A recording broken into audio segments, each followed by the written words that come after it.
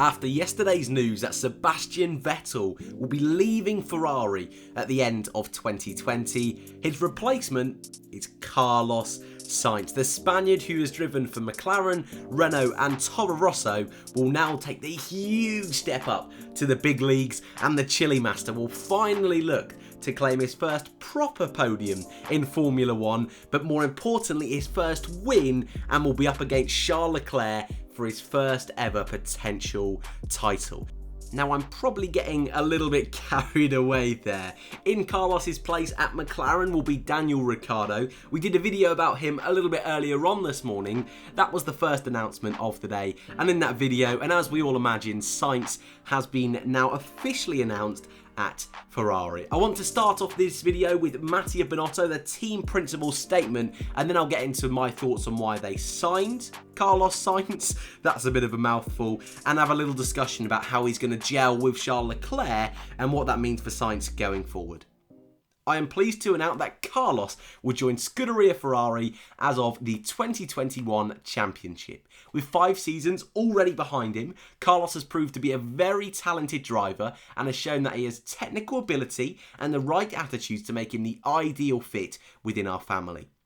We've embarked on a new cycle with the aim of getting back on top of Formula 1. It will be a long journey, no doubt, without its difficulties, especially given the current financial and regulatory situation, which is undergoing a sudden change and will require this challenge to be tackled in a different way to the recent past. We believe that a driver pairing with the talent and personality of Charles and Carlos, the youngest in the past 50 years of the Scuderia, will be the best possible combination to help us reach the goals we have set ourselves. Sainz also had a little statement. I'm not going to bother reading it out though because it's 2 lines. It's very much, I'm happy to join Ferrari and good luck for McLaren. There were plenty of options for Ferrari, and not long ago we did a full feature-length video talking about it, and Sainz wasn't at the top of my list. I felt Ferrari, if they did decide to let Sebastian Vettel go, would either go with Valtteri Bottas, who himself is running out of contract at the end of the year. I also thought valid options would be Nico Hülkenberg, who is out of a contract anywhere for 2020, and even Daniel Ricciardo, that we've now seen move to McLaren. I thought that was the most likely option, with the team, I felt, looking for a driver who was going to be stable. They knew what they were going to get, but with Carlos Sainz, they're definitely taking a bit of a gamble. I was certainly someone in the Formula 1 world that was bigging up Carlos Sainz at Toro Rosso and especially at Renault, but I've got to concede that Hülkenberg did do the better job in 2018. However, it's brilliant to see that in 2019, Carlos was clearly the best driver in that midfield. And the fact that he beat not only Lando Norris, but also Daniel Ricciardo so comfortably in 2019, I think is definitely one of the big reasons why Ferrari have gone with Carlos Sainz. Also the fact he's a little bit younger and definitely will be coming with a considerably less paycheck than Ricciardo. Not that I think finances was a huge factor in Ferrari's decision to sign Carlos. As they mentioned in their statement, he has been in Formula 1 for 5 years, and if you're unaware, was at Toro Rosso and was part of the Red Bull Young Driver program.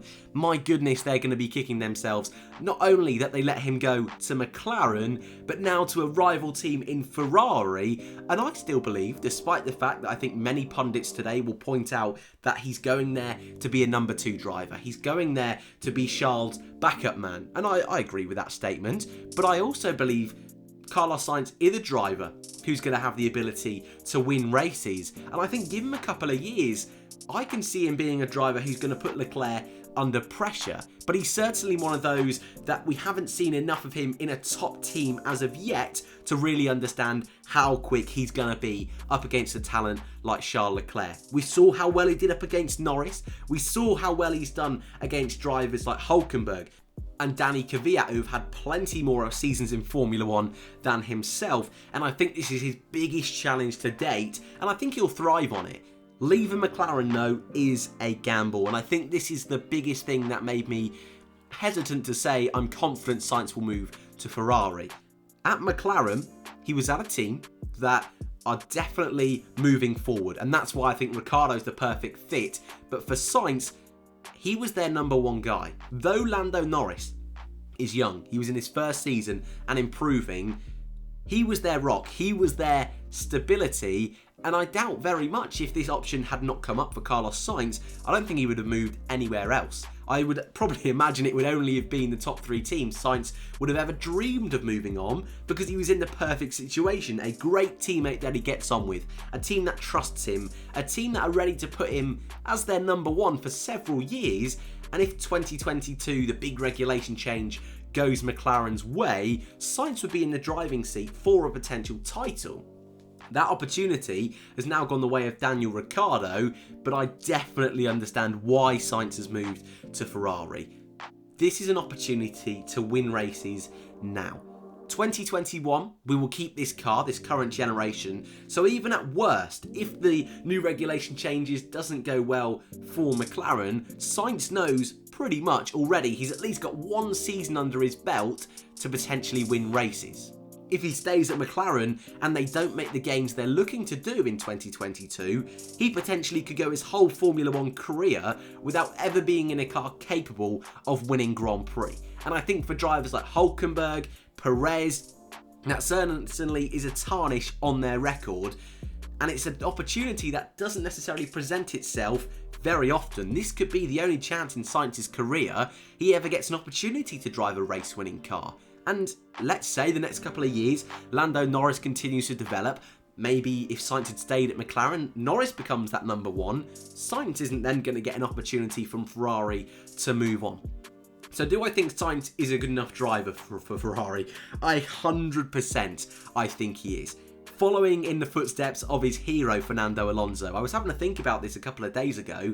They both started at the same team. It was called Minardi for Alonso, but Toro Rosso for Sainz. They then both moved to Renault, then to McLaren, and now Ferrari. It's quite unique, actually. Does that mean Sainz will go back to McLaren in the future? Potentially. But this 2-year deal takes Sainz up into a year into the new regulation, so he'll get a chance in the current generation of car and the next generation of car. And that makes total sense to me, because Ferrari have lots of hot talent in the junior programme. In Formula 2, we've got Mick Schumacher, Robert Schwartzman, and those couple of years will give the opportunity for Ferrari to not only assess how Sainz is up against Leclerc, see how much he is a team player, see if he's ready to go for a title himself, but it also gives them the opportunity to bring up some of their youngsters into Alfa Romeo, into what could be a seat at Haas, potentially, and evaluate their performances in Formula 1, a little bit like they did with Leclerc at Alfa Romeo a couple of years ago, and then potentially Sainz may have to move on. But I still feel for Carlos, although this is a gamble, this is definitely not like when Leclerc went from Alfa Romeo to Ferrari, it's a no-brainer. I think this is going to take a little bit more time to process, or would have done for Carlos, but I think for Formula 1 drivers, you've got to think in the short term. It's why Ricciardo has moved to McLaren, and it's why Sainz has moved to Ferrari. And this silly season, this transfer market continues to get crazier and crazier. 3 huge moves: Vettel out, Sainz at Ferrari, Ricciardo to McLaren. And I hate to say it, folks, but we are not over yet. Both Mercedes drivers out of contracts, Hamilton and Bottas. We now have a seat open at Renault, so keep your eye out over the next couple of days to see if that seat is filled.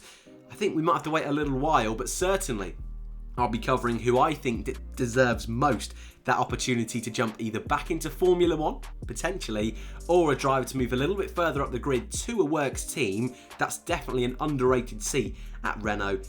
But for Ferrari, what a driver lineup they now have. Charles Leclerc, their talisman, their lead driver, and Carlos Sainz finally getting a huge opportunity to prove himself at the front. It's a 1-2 deal, that's for sure, but do you think Sainz has the ability to challenge Leclerc? Will we see Hamilton-Rosberg, but instead a Leclerc-Sainz? And I cannot wait, this is just the final note, I cannot wait to see Carlos Sainz in a Ferrari against the Red Bull cars, especially Max Verstappen. Their relationship at Toro Rosso was a spicy one indeed. Sainz was just off the pace of Verstappen, and seeing what Verstappen's done in Formula 1, I absolutely cannot wait for that one, especially if they run into each other on track. Oh, that's a side note. Anyway, keep your eye out over the next couple of days for more news in the world of Formula 1. It's exploding at the moment. Thank you all so much for watching. I'd love to know your thoughts in the comments below, and I hope to see you in the next one.